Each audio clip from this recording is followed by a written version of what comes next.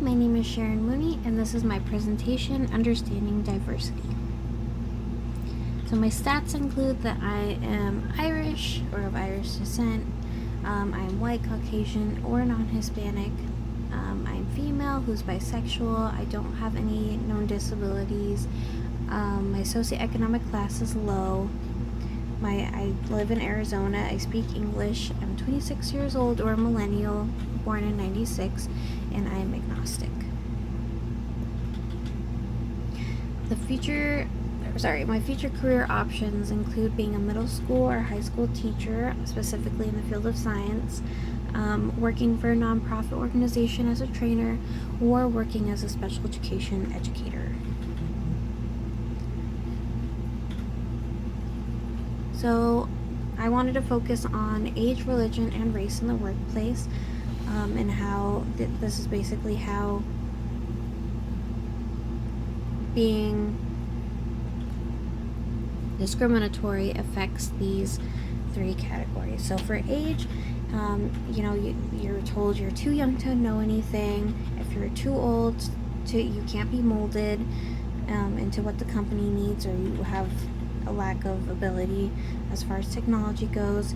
For race, sometimes you receive less pay or have issues gaining a promotion, and you may be cited for natural hair, like your natural hair, or cultural garb.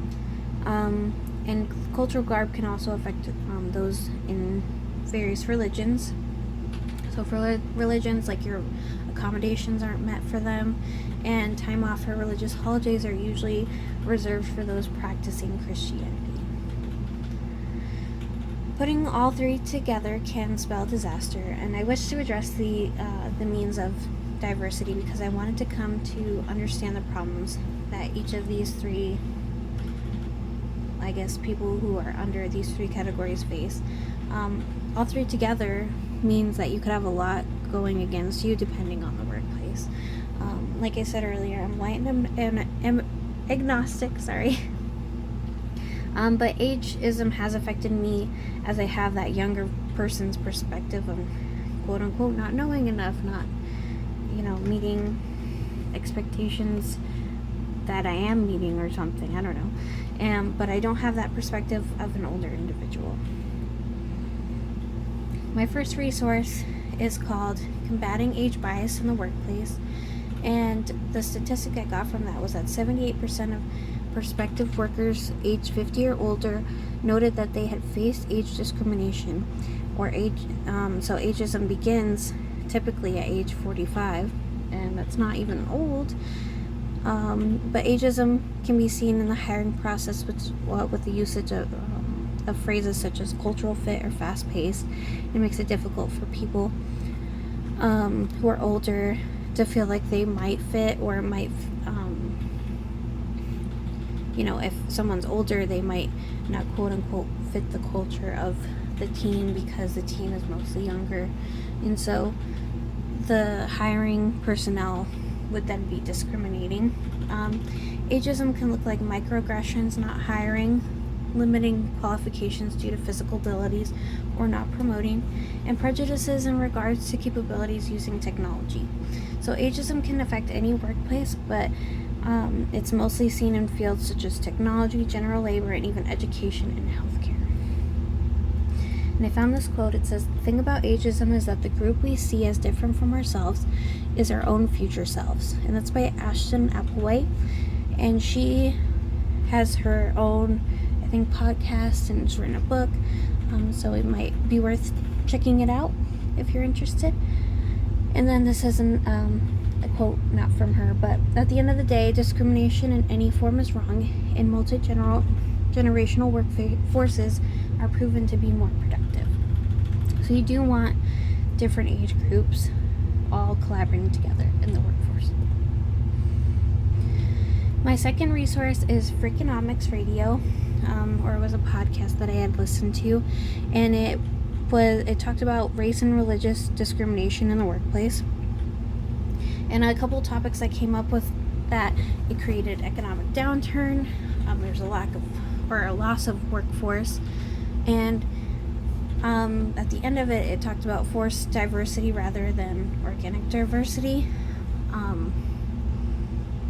So like forced diversity doesn't work as well as if people become diverse themselves and diversify themselves in a group. And from that resource, I learned that discrimination is a heavy price to pay. So the victims are, wow, it doesn't look as good as it did when it wasn't in presentation mode. I'm so sorry. But the victims, like it gave an example of when Jewish people were targeted. Oh, I see. I lied. It looks fine. So, this example comes from the World War II era, and they talked about Hitler and Nazi Germany and how they targeted Jewish people. And this happened even before World War II. They fired Jewish people because they used them as a scapegoat, like why people aren't succeeding or making enough money. And businesses, and because of their treatment of Jewish people, the firing, the not allowing them to join the workforce, businesses' share prices declined of an average of 10 to 12%, and that is actually really huge.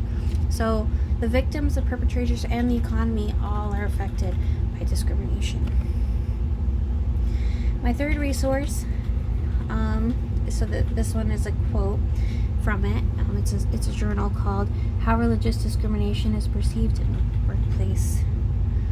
And it says, between fiscal years 1992 and 2020, charges of religious-based discrimination in the workforce or workplace filed with the EEOC increased by 73%. This growth dwarfs the changes in other sources of discrimination in the same time frame, such as sex, which is 1.8% decrease, race, which is 25% decrease, and national origin, which is 14% decrease. Although charges of religious bias discrimination presents a relatively low proportion of overall changes, 3.6% as of the fiscal year 2020, their historical growth illustrates the need to study religious discrimination more carefully. So, all other categories of discrimination have decreased since the year 1992. The only one that has increased is religious discrimination. So, religious discrimination affects the minority and majority of religions. So, minority religions would be like Muslims, being Jewish. So it affects them, and we know that. But it also affects those in the Christianity sector.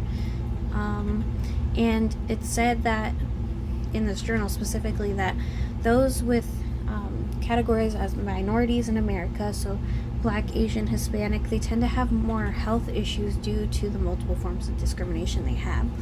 So if you get like a double whammy of discrimination, and it actually affects your health negatively. And I'm sure it affects other things too, like how much you make, how well you perform, stuff like that. So what to make of all this? First thing is that discrimination in the workplace is rampant and has many ill effects on the victims, but also of the perpetrators. The big picture is diversity, when organic, aids the workplace and economy as a whole. And everyone has something to offer the workplace, no matter their age, race, or religion. And there's a way out. So you can do workshops, or you can have your company, buy workshops online to help people become more unbiased or work through their prejudices. Things like Vinci Works or the Clue Studio, they do online workshops. Having a DEI statement, which is diversity, equity, and inclusion, making the statement, adding it to your mission, and using it when you hire can decrease your discriminatory, acts, I guess.